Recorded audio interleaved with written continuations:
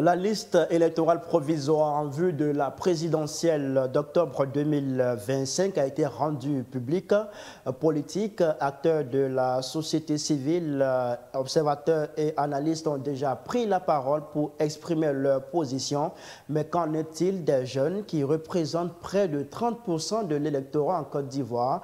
L'exclusion de personnalités comme Laurent Gbagbo, Charles Blé Goudé et Guillaume Soro influence-t-elle leur perception du processus électoral? On ouvre le débat. Bonsoir, bienvenue à toutes et à tous.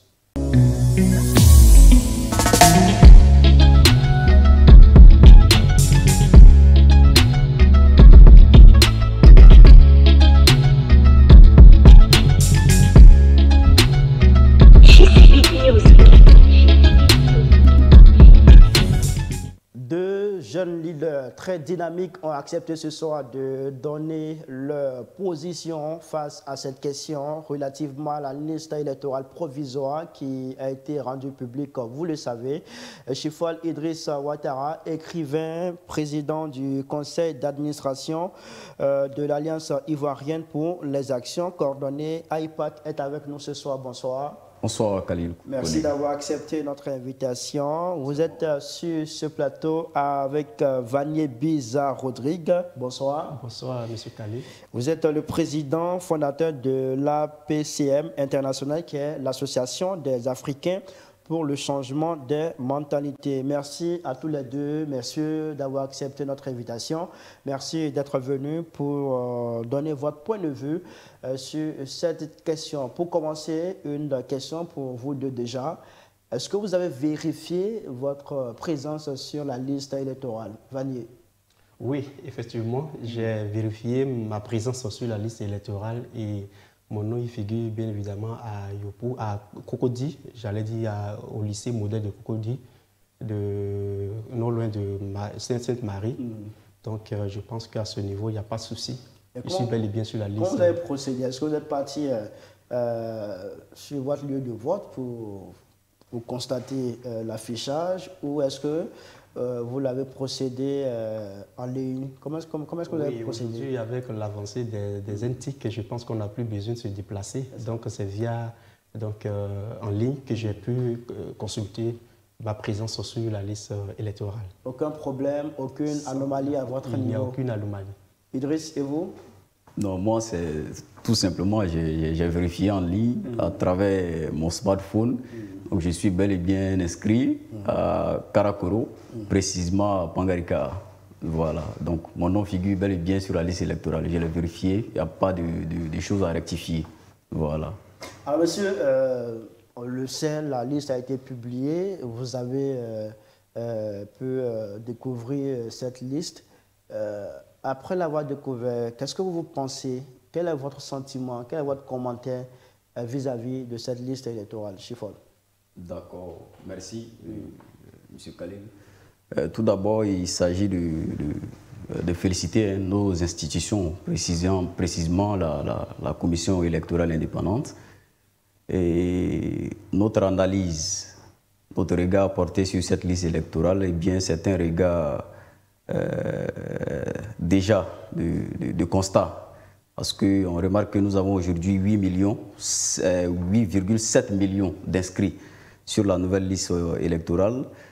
On nous dit qu'il y a à peu près 769 000 nouveaux inscrits.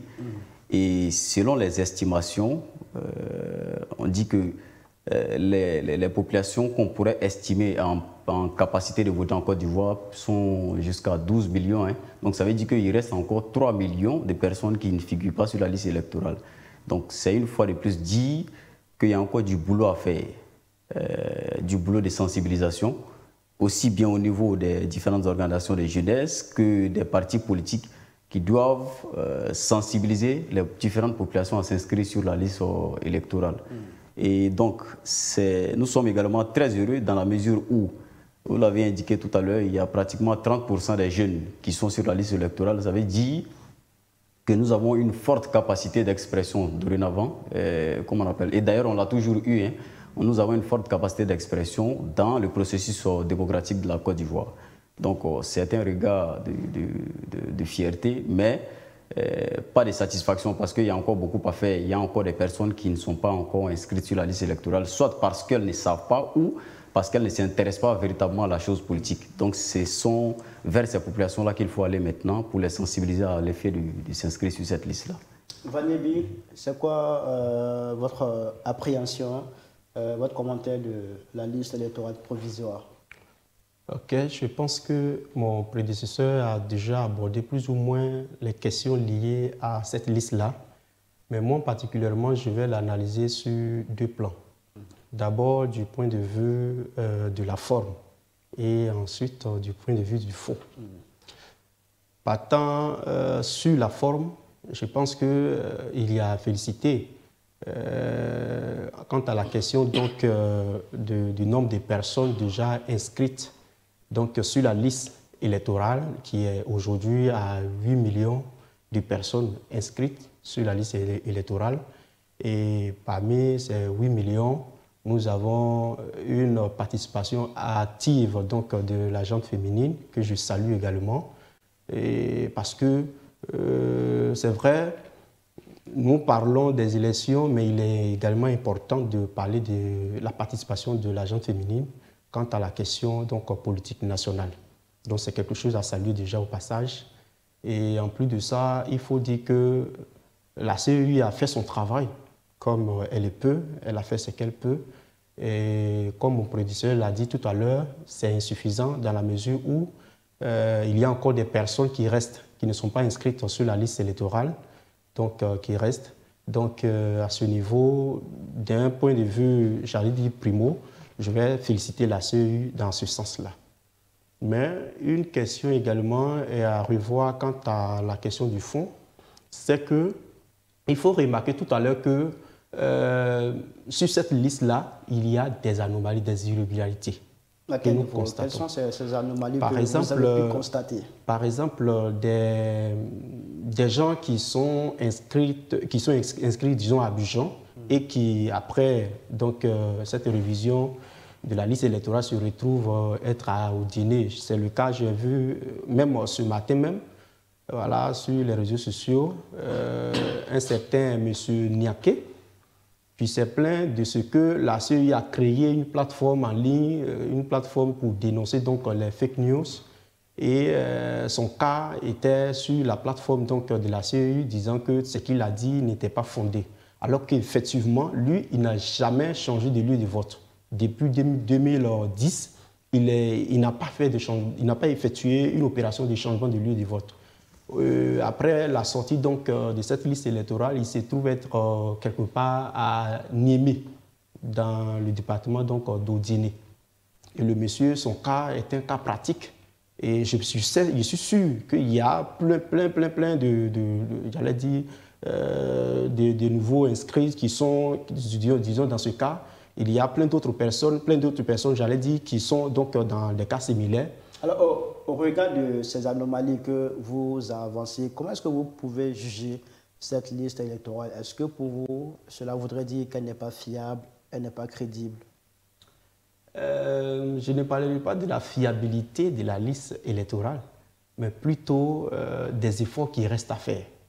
Des efforts qui restent à faire, comme mon prédécesseur l'a dit tout à l'heure, parce qu'une chose à noter également, c'est l'absence de 3 personnalités politiques et non les moindres de cette liste électorale. Ce qui est vraiment susceptible vraiment de nous amener dans une situation chaotique. Parce que nous connaissons cette procédure qui consiste donc à exclure des personnalités politiques de la liste donc, électorale. Nous avons vu en 2000 ce que ça a créé. Lorsque le président Alassane Ouattara et le président Henri Konan Bédié n'étaient pas sur la liste, après les élections, cette élection a été qualifiée d'élection, j'allais dire, à problème. Et en 2020, tout dernièrement, il y a eu ce genre de problème. Le président Laurent Gbagbo n'était pas effectivement sur la liste en 2020.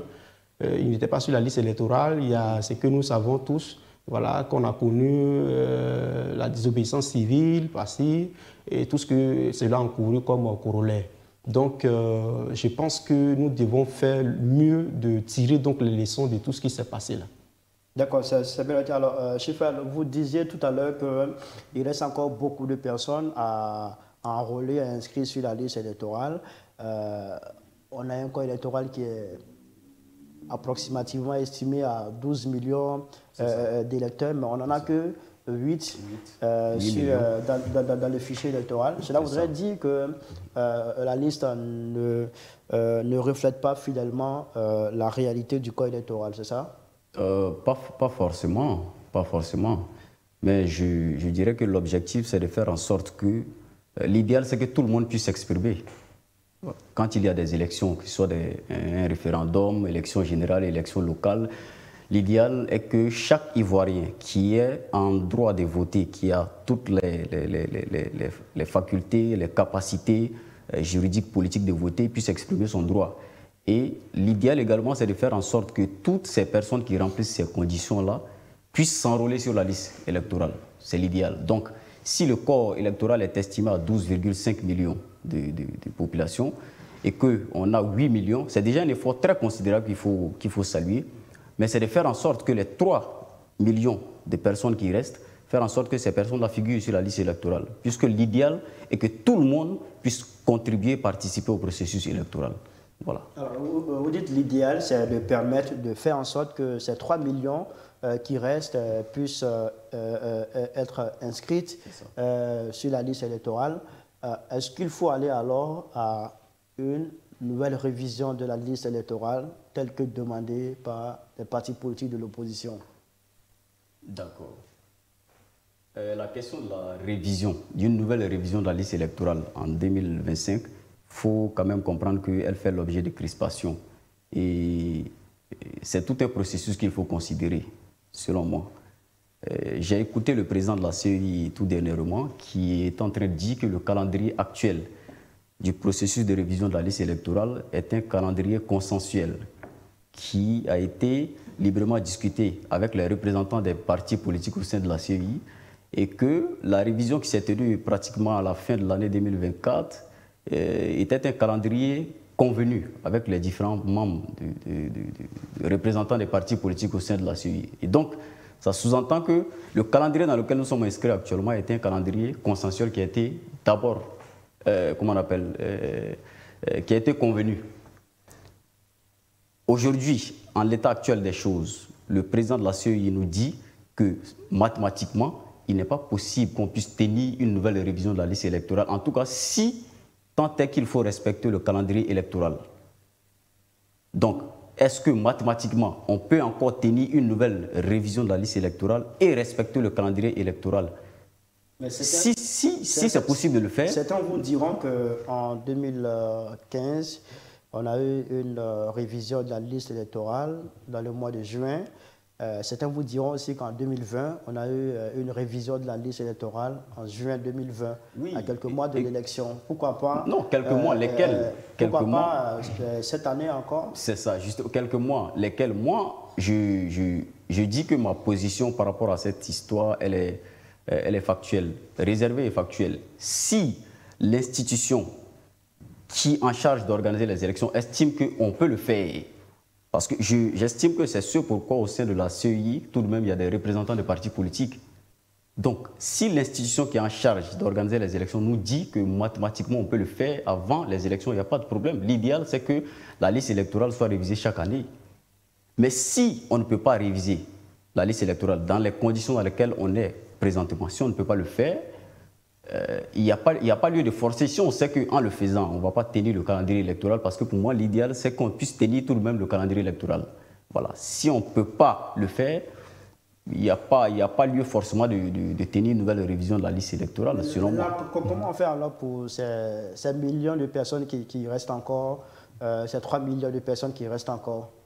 Comment faire pour ces personnes-là? Mais je pense qu'il y a tout de même on doit attendre pour la les années à venir de la liste électorale.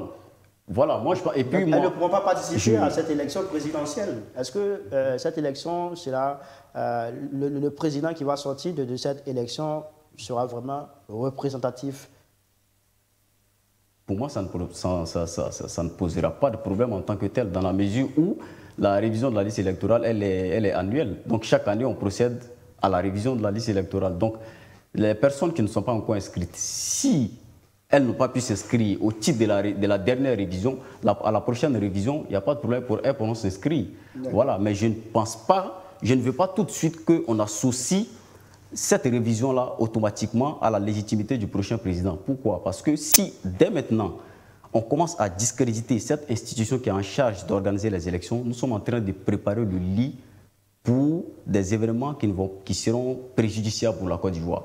Donc moi, je suis plutôt inscrit dans une dynamique où il faut faire en sorte que les institutions auxquelles on a donné plein pouvoir d'organiser les élections, de mener un certain nombre de missions, on puisse leur accorder toute la confiance nécessaire. Même si parfois, bon, on est en politique, c'est la chose politique. Naturellement, elles ne feront pas l'unanimité à certains égards, mais c'est de faire en sorte de ne pas les discréditer, de sorte que les résultats qui sortiront ne fassent pas l'objet de tensions, ne créent pas de tensions en Côte d'Ivoire. Parce que comme vous l'avez signifié, en tout début, je suis président de l'AIPAC. À l'AIPAC, naturellement, nous sommes attachés à l'intérêt de la Côte d'Ivoire. C'est de faire en sorte que les troubles que le pays a connus, là, on ne puisse plus retomber dans tout ça. D'accord, c'est bien noté. Alors, Vanier, est-ce que vous partagez son avis au sujet de cette révision de la liste électorale qui est demandée par des partis politiques de l'opposition, même des acteurs de la société civile? Je ne partage pas parce que justement, il faut dire que la révision de la liste électorale n'est pas du bon vouloir du président de la CEI. Pourquoi? Parce que c'est la Constitution qui l'exige. Et l'un de nos problèmes en Afrique, c'est le non-respect des tests que nous nous sommes librement donnés. Le code électoral. Le code électoral. Est-ce que vous voyez? Donc, si le code électoral exige que notre révision de la liste électorale se fait de façon annuelle, il faut qu'on respecte. Il n'y a rien de tel. Et vous savez, diriger, il ne peut pas avoir de contraintes parce qu'en réalité, diriger une institution, diriger, c'est anticiper. Ce sont des trucs qui devaient être prévus. C'est-à-dire qu'avant même que nous n'entrions en 2025, vu que le code électoral exige une révision, j'allais dire, annuelle, ce sont des trucs qui devaient être prévus, ce sont des trucs qui devaient être anticipés. C'est pas là où... On n'a pas anticipé. La CEI n'a pas anticipé. C'est-à-dire que nous sommes restés là et lorsque nous sommes rentrés en 2025, qu'il y a eu des rencontres entre les partis politiques et puis la CEI, et d'ailleurs dans lesquelles rencontres les partis politiques, même disons, se retrouvent pas actuellement, parce qu'il y a même un représentant du PPACI qui a fait une sortie pour dire que, pour démentir, j'allais dire, ce qui a été dit donc, par Mme Yapibi. Qui est donc... Ce n'est pas Mme Yapibi, c'est le président de la CEI. Et non, Mme Yapibi, je ne sais pas si c'est Yapibi ou Yapobi, est partie à l'ALTV. Voilà, et elle a dit ouvertement que c'était avec le consentement des partis politiques que il y a eu même des partis politiques qui ont participé, qui ont signé donc cet accord. Et les jours qui ont suivi, il y a le représentant du PPACI qui a fait une sortie pour démentir les propos de maître Yapibi. Donc pour vous, cette révision doit se faire? Doit se faire parce que justement le code électoral l'exige. Parce que nous savons, si on ne le fait pas, il a dit tout à l'heure, dans un pays où la majorité de la minorité décide, je pense qu'il y a un problème. Quand je parle de la majorité de la minorité, nous sommes une population qui s'estime à près de 30 millions d'habitants. Et dans ces 30 millions d'habitants, nous nous trouvons aujourd'hui avec 8 millions de personnes inscrites donc, sur la liste électorale qui vont voter. Et donc, c'est pratiquement la minorité donc, de la population globale. Donc, si parmi cette minorité-là, la majorité de la minorité doit décider à la place de tout le monde, il y a un problème. C'est pourquoi il faut faire le maximum possible pour pouvoir faire inscrire tous ceux qui sont en capacité d'être inscrits sur la liste électorale, pour donner la chance à chaque Ivoirien d'exprimer son vote lors donc, de ces élections-là. Donc le prochain président va manquer de légitimité? Pour moi, le prochain président sera frappé vraiment d'illégitimité.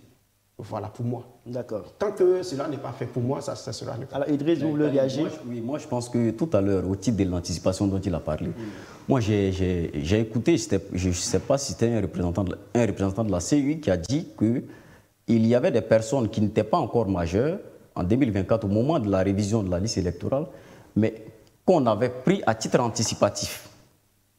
De telle sorte qu'en 2025, quand elles avaient atteint la majorité, on puisse automatiquement, comment dirais-je, les considérer sur la liste électorale. Donc moi, je vais dire qu'on ne donne pas l'impression que rien n'est fait en fait. Moi, je pense qu'à titre d'anticipation, cette mesure-là pourrait être considérée comme une mesure par laquelle on prévoit que des personnes en l'état actuel des choses ne sont pas encore majeures, donc ne remplissent pas les conditions pour être inscrites sur la liste électorale, mais qu'on permet de s'inscrire, puisqu'on sait qu'en 2025, elles vont atteindre la majorité. Donc je me dis que tout de même, il y a quelque chose qui est fait pour anticiper cela. Comprenez? Moi, c'est ma façon de voir. Oui, voilà. Mais je pense qu'il ne faut pas faire l'arrangement avec la loi. C'est-à-dire? Voilà. C'est-à-dire que la loi nous dit, annuellement, nous devons réviser notre liste électorale. Nous disons, comme il y a des personnes qui sont donc qui ont déjà leurs 18 ans, donc, et que nous sommes en train de faire la révision, disons, en 2025, donc il faut anticiper. Ce n'est pas ça, pour moi, l'anticipation. L'anticipation, c'est que nous avons des règlements que nous sommes donnés. Il faut anticiper de sorte que nous respections ces règlements-là. Mais sauf que ces règlements... Maintenant, les personnes dont on parle, il y a même des personnes qui sont en âge de voter, qui sont en âge d'être inscrites sur la liste électorale, qui malheureusement ne sont pas inscrites. Ces personnes, on en fait quoi? C'est de ça qu'il est question. On ne parle pas des personnes qui n'étaient pas en âge, mais il y a des personnes qui sont en âge d'être inscrites sur la liste électorale, qui ont fourni tous les documents, mais qui malheureusement, vu que le délai qui était donné pour donc, la RLE était court, donc n'ont pas été en capacité de s'inscrire. Et il s'avérait que, bon, vu que la révision se fait annuellement, donc les gens se disent que, OK, on va attendre, vu qu'on n'a pas pu faire cette année, l'année prochaine, on va le faire tout de même, parce que c'est l'année électorale. Donc, c'est ce à quoi les gens s'attendent. Et subitement, de façon unilatérale, le président de la CEI vient et qu'il dise non, on va faire un arrangement, on va faire ci. C'est pas ça. Je pense que le président de la CEI, je ne pense pas que le président ait parlé d'arrangement. Hein. Mais c'est un arrangement, c'est qu'il dit. C'est le nom de ce qu'il fait voilà. Que je dis. Mais je pense tout de même que Khalil, dans le code électoral, dans l'article 11, on dit que la révision de la liste électorale, bon d'ailleurs moi-même le terme révision de la liste électorale, je préfère même mise à jour de la liste électorale. Voilà, on dit que ce processus-là est décrété, c'est fait par voie de décret pris en conseil des ministres, mais dans les conditions fixées par la CEI, n'est-ce pas? Donc ça veut dire qu'en quelque sorte, il y a une marge de manœuvre tout de même qui est laissée à la CEI, qui est l'organe technique qui apprécie les conditionnalités dans lesquelles on peut tenir l'opération et décider si elle peut avoir lieu dans telles conditions ou pas. Donc, sauf que la particularité de 2025, c'est que c'est une année électorale. Il y a une élection. Pour moi, j'ai l'impression que la CEI elle-même se trouve dans le dilemme où il faut en même temps organiser rapidement une révision des listes électorales et tenir le calendrier électoral. Voilà. Donc, ce dilemme-là, à un moment donné, emmène à prendre peut-être un choix.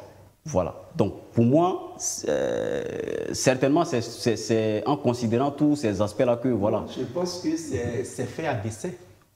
Je pense que c'est fait à dessein, tout simplement. Parce que je le redis... À dessein, pourquoi? Dans quel intérêt? Dans quel objectif? C'est ça. C'est la seule qui peut connaître l'intérêt parce que c'est elle... Parce que, regardons, je reviens encore sur ma position. Je vous ai dit, moi, je suis le genre de personne à être strict sur la question de l'application des lois qui régissent donc notre pays et donc qui régissent tout ce qui est institution vraiment de ce pays-là.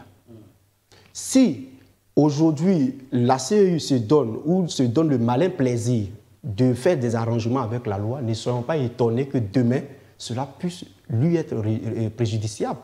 Parce que, disons, si aujourd'hui, comment dirais-je, on dit, bon, vu que nous sommes en année électorale et que nous sommes encore dans la révision de la liste électorale de 2024 qui se poursuit donc en 2025, au regard donc de tout ce qui est là comme date, on ne pourra pas techniquement donc organiser cette révision de la liste électorale. Mais avant de prendre cette loi-là, je pense qu'il fallait y réfléchir.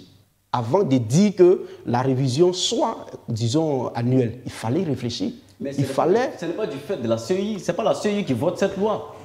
La loi émane de l'Assemblée nationale ou bien?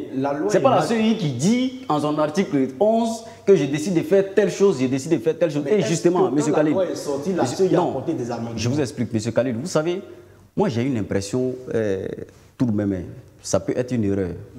J'ai l'impression que on pense que la CEI est un organe, je ne sais pas si je vais dire décisionnaire. Moi, l'analyse, je perçois la CEI un peu comme un agent technique qui exécute.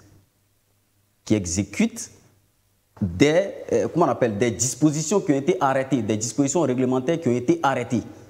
Donc, qui est chargé de mettre en application un certain nombre de lois qui sont arrêtées, notamment le code électoral. Donc, faut pas qu'on donne l'impression, en fait, j'ai l'impression finalement qu'on est en train de dire que le fait qu'on décide de ne pas faire telle chose, c'est du fait du président de la CEI, alors que moi, quand je l'écoute, j'ai l'impression que c'est quelqu'un qui ne fait qu'appliquer des règles. Et chaque fois, à toutes ces prises de parole, le discours est tellement clair et on a finalement l'impression à la fin, on se rend compte qu'en fait, c'est quelqu'un qui est là pour appliquer la loi que nous-mêmes, nous avons votée. Donc, moi, je ne veux pas qu'on donne cette impression-là, qu'on donne l'impression que c'est la CEI qui elle-même est en train de manigancer, de faire telle chose. Non. C'est pas l'appellation de la CEI. Commission électorale indépendante. J'insiste sur le mot indépendante. Indépendante en ce sens qu'elle n'a pas de parti pris. Indépendante en ce sens que la CEI ne supporte pas tel parti au détriment de tel autre. Indépendante en ce sens qu'elle applique les règles. Si tel est le cas, alors de l'indépendance de la CEI, la commission électorale indépendante. De l'indépendance de la commission électorale. Quels sont les éléments qui vous font dire ça? Déjà, quand on prend la question de la révision de la liste électorale, la question de l'audit de la liste électorale, parce qu'aujourd'hui, il y a des partis politiques de l'opposition qui ont des appréhensions, disons, négatives de la liste, qui disent que la liste est faite de personnes non nationales, des personnes non nationales sur la liste électorale. Mais il faut un audit. Il faut un audit donc, Vous êtes pour l'audit de la liste? Moi, je suis pour parce que cela permettra donc à la CEI de confondre ces personnes-là à cette idée. Parce que les gens qui vont à une élection, la CEI est l'arbitre. Et il y a presque tous les partis de l'opposition sont unanimes dessus. Même les organisations de la société civile sont unanimes dessus pour dire qu'il faut auditer donc cette liste-là. Mais quand c'est comme ça, toi, en tant qu'arbitre, qu'est-ce que tu fais? Tu exécutes pour le bon déroulement donc des élections, pour déjà dissiper tout ce qui était comme doute dans le cœur donc, de ceux qui vont compétir. Mais quand parce que lors du contentieux électoral qui s'est ouvert le 22 mars pour prendre fin le 5 avril.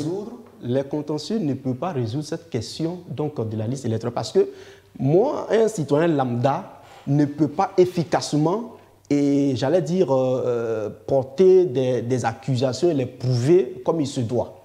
Mais il faut donc des experts en la matière qui viennent donc pour auditer la liste électorale. Quand c'est comme ça... Vous, en tant que citoyen, vous n'avez pas cette capacité de prouver que telle personne ne mérite pas d'être présente sur la liste électorale? Parce que cela nécessite les moyens, tant bien techniques, matériels et financiers.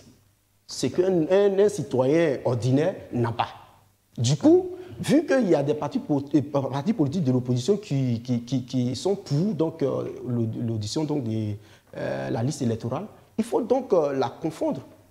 Cette opposition, il faut la confondre en faisant l'audit de la liste électorale. Comme ça, si cela est fait, cela vraiment fait déjà dissiper le doute et dans la sérénité, on va aux élections. Mais qu'est-ce que la CEI a fait l'audit de la liste électorale? Je vais vous entendre sur cette question d'audit. Vous savez, s'il y a un discours qu'il faut éviter, un discours qui doit être assez responsable, c'est le discours qui consiste à dire que nous avons vu sur les réseaux sociaux telle personne qui a dit qu'en telle année, je me suis fait enrôler dans tel endroit. Quand la liste a été rendue publique, je me retrouve être sans éléments factuels. On ne peut pas prendre de tels éléments pour accuser une institution. Vous savez, moi, je suis factuel. Tant que je n'ai pas la preuve manifeste que ce que vous êtes en train d'avancer est vrai et que vous prouvez cela, vous ne pouvez pas, sur la base des déclarations sur les réseaux sociaux, jeter le discrédit sur la CEI parce que telle personne a dit telle chose. Est-ce que vous voyez? Il faut s'inscrire. Après, vous allez parler. Vous savez, on défend tous la même chose. Hein. On défend tous la même chose. Ce dont il s'agit de l'intérêt de la Côte d'Ivoire, de la stabilité de la Côte d'Ivoire. C'est comment faire en sorte d'atteindre et de maintenir cette stabilité-là. C'est ce pourquoi nous sommes sur le plateau. Donc, l'objectif sur le plateau n'est pas de rendre discrédit, de jeter le discrédit sur tel autre. Non, non, non, ce n'est pas ça l'objectif. Donc, moi, je suis inscrit dans une dynamique où il faut faire en sorte que cette institution-là, qui est l'émanation du peuple ivoirien, bénéficie de tout le crédit nécessaire pour organiser des élections.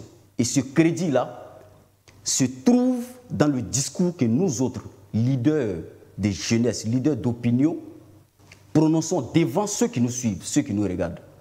Il faut faire en sorte que ces discours-là puissent rassurer les populations à aller voter, faire en sorte que ces discours-là puissent être de nature à créer les conditions favorables à la stabilité. Moi, je dis qu'en l'état actuel des choses, il ne faut pas se fier sur les déclarations que nous entendons sur les réseaux sociaux tant que vous n'avez pas d'éléments factuels.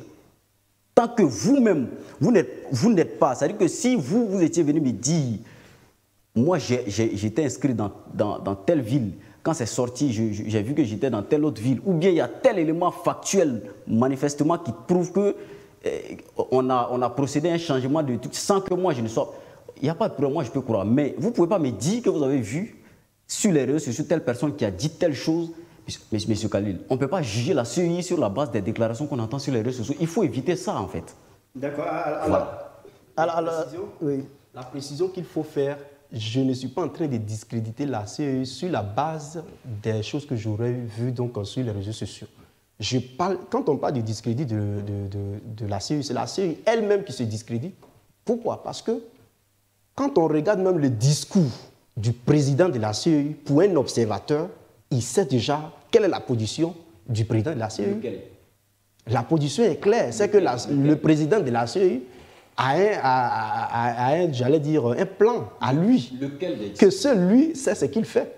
Et ce n'est pas moi qui vais parler à sa place, parce que justement, nous avons l'impression, pour un observateur... Son plan, c'est quoi? C'est d'assurer un maintien du RHT pour le pouvoir. C'est ce que vous voulez, vous ne voulez pas nous dire? C'est ce que je vais dire. Mais ce que je vais dire, c'est que le constat qu'on fait, lorsque le président de la CEI s'exprime, et lorsque un membre du parti au pouvoir s'exprime, on a l'impression que les deux se sont entendus avant de parler.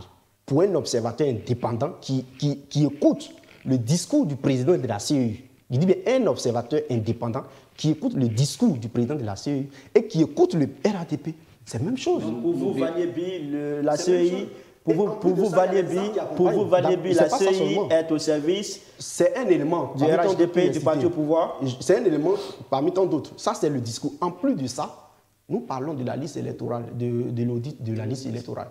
Mais qu'est-ce que la CEI paie à faire l'audit de la liste électorale? Si des gens qui vont compétir disent que nous, on veut qu'on audite la liste, mais quel est le problème? Il faut faire pour déjà les confondre. Et on va à l'essentiel. En plus de ça, on parle de la révision de la liste électorale. Là encore, c'est-à-dire que toutefois que les partis qui vont compétir donc à cette élection-là ont des réclamations à faire, le président de la CEI est strict dans sa position. Et généralement, sa position est soutenue donc par le parti au pouvoir. Nous allons à un match où l'arbitre et une partie donc, de l'équipe s'entendent.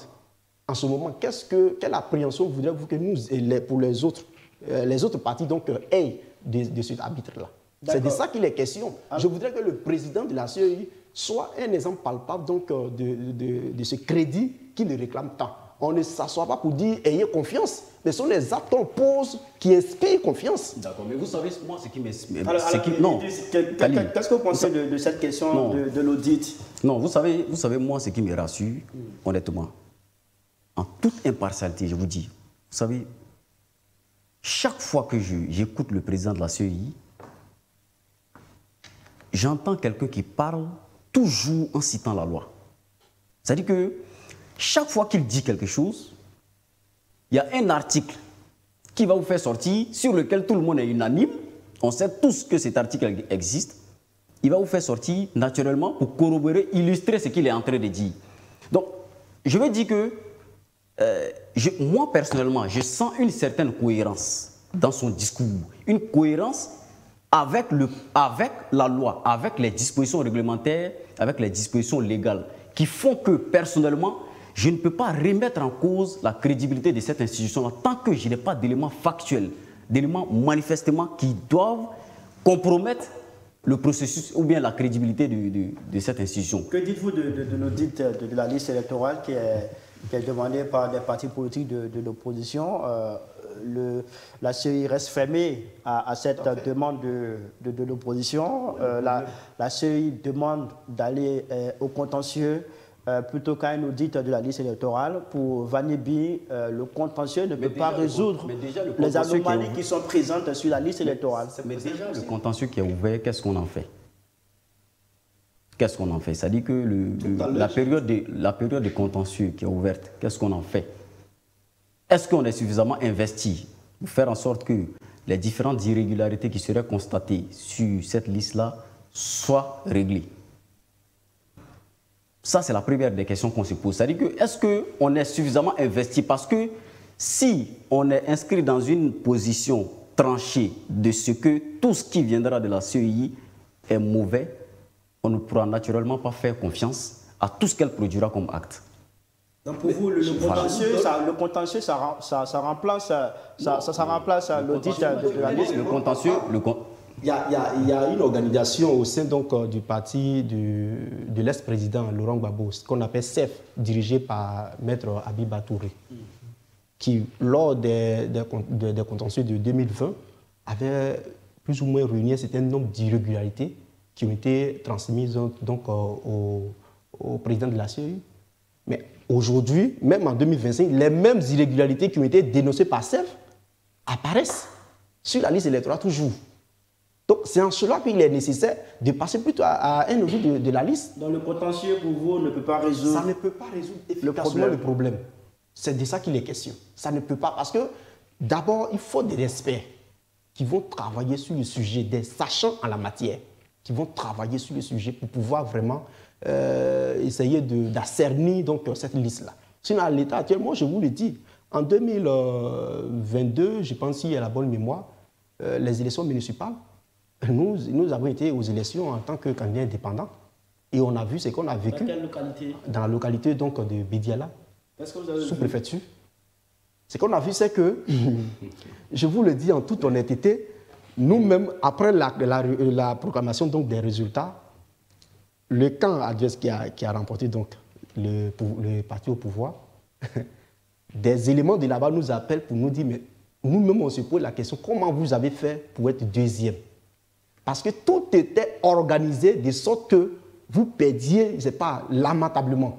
Donc, vous avez terminé deuxième? Avec oui. Combien de pourcentage? Bon, je ne me rappelle plus trop parce qu'il y a un peu longtemps. Donc, vous voyez, des éléments de là-bas nous appellent et à la veille, je n'ai pas dit « on », j'ai dit « il y a des éléments », parce que j'ai des amis parmi eux qui m'ont appelé, qui m'ont dit « voici la secrétaire de tel ministre qui appelle à la veille, donc, comment dirais-je, des électeurs, pour leur dire si vous faites ça, on vous donne temps ». Et déjà même, il y a des dépôts qui sont faits en amont. Et lorsque l'autre cas n'est pas présent sur ce plateau pour répliquer. Et tout cela était fait en complicité avec la CEI. Donc, vous voyez, est-ce que vous voyez? J'ai en face de moi un homme politique, c'est pas un homme de la société civile. Non, je vous Finalement, j'ai en face de moi un homme politique. En plus de notre chapelle d'hommes de la société civile, nous avons également des ambitions pour notre commune. Oui, et d'abord, les élections municipales ne sont pas des élections politiques en tant que telles. Il faut les assumer. Mais il faut les savoir. Sachez que les élections municipales, ce sont les élections pour le développement d'une circonscription, d'une commune. C'est politique. C'est pas politique.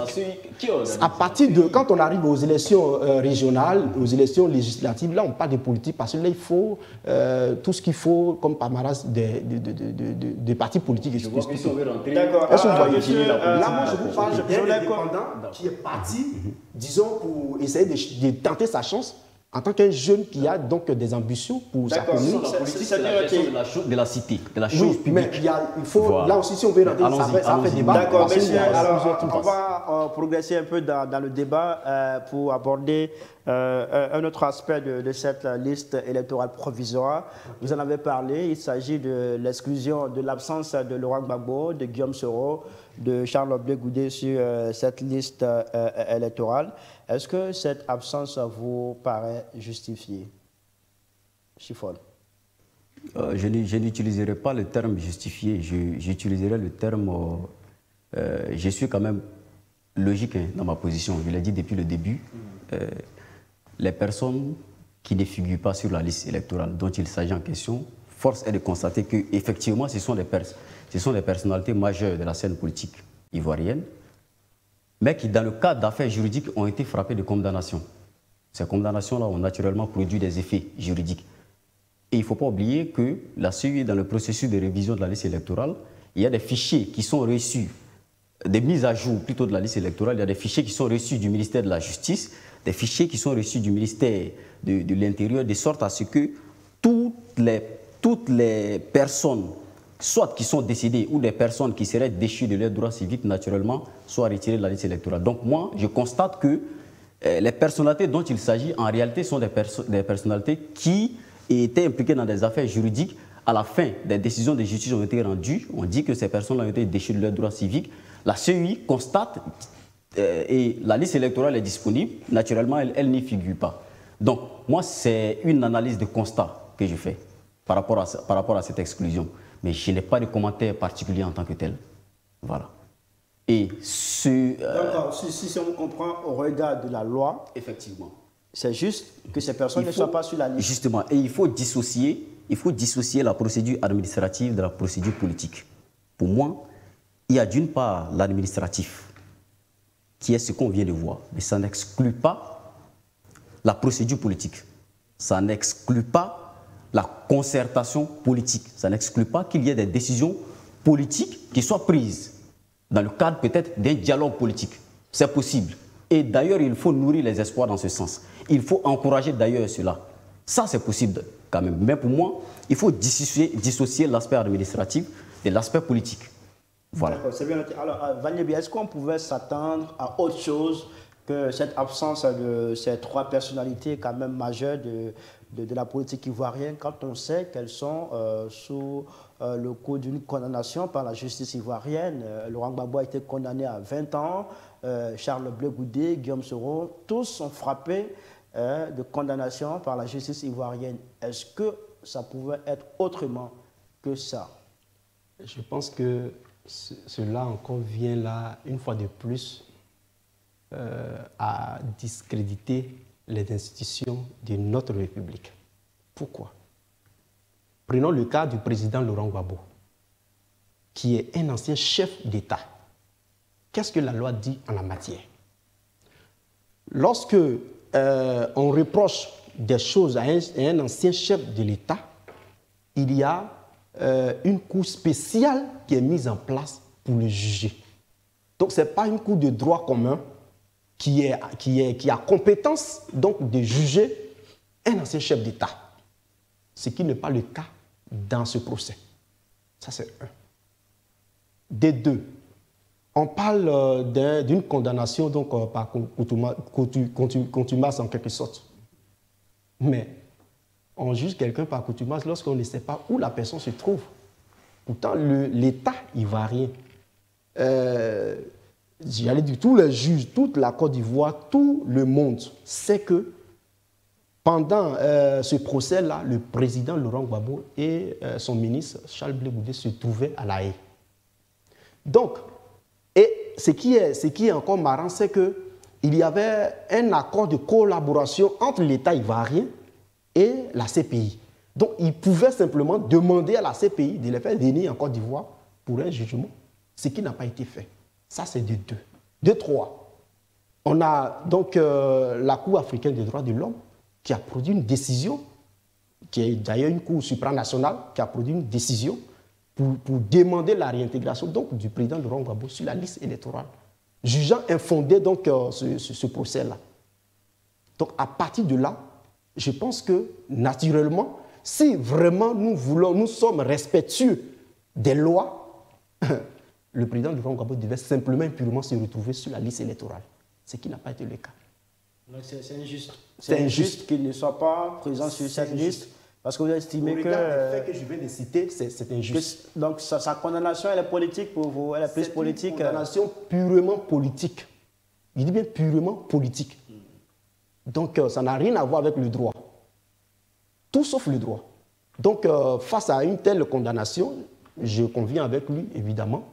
Cela doit être résolu donc, par une décision donc, politique. Donc, c'est là, je suis d'accord avec vous sur ce point. Est-ce que cette situation influence, on va dire, votre perception du processus électoral? Oui. Oui, cela porte préjudice au bon déroulement du processus électoral parce que les 3 personnalités qui sont exclues donc, de la liste électorale ne sont pas les moindres. C'est plus de 5 millions de personnes qui verront leurs candidats écartés pour des fins politiques. Vous avez le taux même, leur taux de... Oui, je l'ai dit parce qu'on n'a que 8 millions vous avez leur taux, de personnes sur la liste électorale. On n'a que 8 millions de personnes sur la liste électorale, mais nous savons tous que le président de Laurent Gbagbo, c'était un ancien président qui a ses partisans. Le ministre Charles Blé Goudé, non seulement le président d'un parti politique, mais il fut le président de la Galaxie patriotique. Donc c'est quelqu'un qui traîne du monde. Le président Soro Diom, il a été le président de l'Assemblée nationale de notre pays. Il est président d'un parti politique, même si ce parti, je ne sais pas s'il faut dire dissous actuellement. Donc ce sont des personnalités qui drainent quand même du monde. Donc, ces 3 personnalités associées, ce n'est pas moindre. Voilà.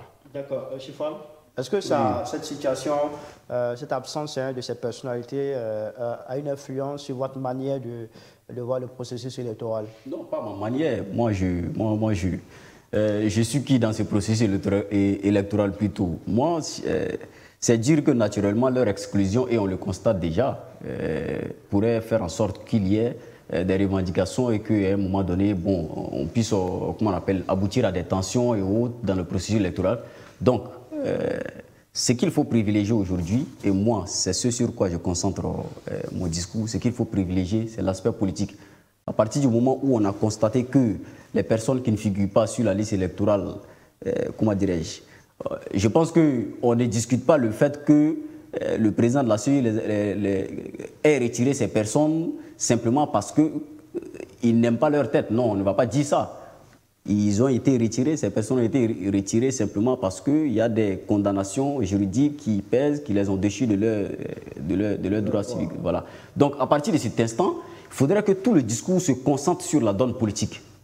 Il faut qu'on fasse en sorte, même s'il faut encourager un dialogue politique, s'il faut encourager un dialogue politique qui puisse réunir tous les acteurs politiques de la Côte d'Ivoire sur une table commune, de sorte à ce que, jusqu'aux élections, on puisse quand même aboutir à des discours, à une façon de percevoir nos institutions qui puisse quand même permettre d'organiser des élections apaisées. Mais personnellement, je n'ai pas de jugement sur cette question. Est-ce que cette exclusion-là ne peut pas affecter la mobilisation des jeunes pour cette élection à venir? Oui, possible. Possible, dans la mesure où ce sont des personnes, comme il a dit tout à l'heure également, qui ont du soutien, naturellement. Donc, voir que son leader politique ne figure pas, comment dirais-je, parmi les candidats à l'élection présidentielle, naturellement, peut décourager. Voilà. Mais ce qu'il est important aussi de mettre en avant, c'est l'alternative politique. Le jeu démocratique également suppose que la démocratie s'exerce en interne de nos différents partis politiques. Bon, pas la démocratie, mais la stratégie politique s'exerce à l'intérieur de nos différents partis politiques avant que ça ne soit national. On l'a vu par exemple avec le cas du Sénégal, où l'un des candidats phares dans le processus d'organisation des élections a été écarté. Et en même temps, il dit, il n'y a pas de problème, moi je suis écarté, bon, moi je prends telle personne, je le présente et il a gagné les élections. Donc vous demandez voilà. au PACI, au COJEP, au GPA de trouver d'autres personnes. Non, pas forcément ça. Pas forcément ça. Mais je veux dire que tout ça, c'est le jeu démocratique, c'est le jeu politique en fait. Et il ne faut pas exclure ça. Mais ce dans quoi nous devons plus nous inscrire, c'est surtout la donne, l'alternative politique, la discussion politique. Voilà. Monsieur Kali, là où je ne suis pas d'accord, c'est le fait de faire une comparaison qui n'a pas lieu d'être. On a tendance à dire dans nos jargons que comparaison n'est pas raison. Le cas Sénégal n'est pas similaire au cas Côte d'Ivoire. Donc, c'est vrai de prendre des exemples dans les autres pays voisins, mais il est aussi vrai de voir de plus près les réalités de ces pays-là. Sinon, le Sénégal a brillamment organisé ses élections sans violence, même s'il y a eu quelques violences préélectorales, mais le Sénégal a réussi ce pari-là de faire un passage donc, de flambeau de façon très démocratique. Ça a été pareil pour le Ghana, ça a été pareil pour les pays développés comme les États-Unis, etc. Mais ici, en Côte d'Ivoire, ce n'est pas pareil. Surtout en ce qui concerne l'organisation interne d'un parti politique. Ici, le PPACI, qui est donc le parti du président Laurent Gbagbo, c'est un parti de gauche. Et lequel parti, selon donc les propos de M. Steve Biko sur donc, le plateau de NCI, qui disait que eux, ce sont donc les gens de gauche. Et avec eux, lorsque l'un des leurs est frappé par une injustice, selon eux, leur conception des choses, ils conjuguent les forces, ils se mettent dans une synergie pour soutenir donc celui qui est frappé d'injustice, jusqu'à ce que justice soit faite. Donc il n'est pas question de trouver quelqu'un d'autre pour remplacer les membres. Et c'est de façon, je peux même dire unanime, au sein donc, du PPACI, il n'y a pas un haut cadre ou bien un membre, un militant du PPACI qui, une fois, a montré, disons, ou du moins, a essayé de faire valoir les autres potentiels donc, candidats aux élections. Tout le monde est d'accord sur le fait que c'est le président Laurent Gbagbo qui est donc le candidat. Alors, partant de ce principe, on peut aller à une élection présidentielle sans le PPACI. Et quand c'est comme ça, c'est pas bon. Pourquoi? Parce que justement, on dit lorsque tu as été mordu par le serpent, méfie-toi du ver de terre. Dans le passé, comme toujours, il faut donc pas pour ressasser donc les mauvais souvenirs, mais dans le passé, nous avons assisté à l'exclusion de certains candidats, cela même a conduit à la rébellion. Donc, quand quelqu'un dont l'exclusion a fait, donc, a occasionné ce que nous savons tous, mais je pense que lorsque cette personne est au pouvoir, elle doit vraiment se réserver ce droit-là, de s'inscrire dans cette même posture, parce qu'on dit les mêmes causes donc, produisent les mêmes effets. Donc, en 2000, en 1995, le RDN n'était pas parti. En 2000, le RDN n'était pas également candidat. Nous savons ce que ça a créé. Donc, pour éviter cela à notre génération actuelle, il est important, et j'allais dire même impérieux, de mettre le nom donc, des candidats qui sont actuellement inscrits sur la liste électorale pour que vraiment la démocratie puisse s'exprimer pleinement. D'accord. Messieurs, nous sommes à la fin de cette émission. Un dernier tour de table pour donner la possibilité à chacun d'entre vous de lancer un appel à l'endroit de vos amis jeunes, à l'endroit de nos politiques, à l'endroit de toute la Côte d'Ivoire, à l'effet de pacifier cette élection présidentielle qui arrive juste dans 7 mois. Chifol. D'accord, merci Khalil.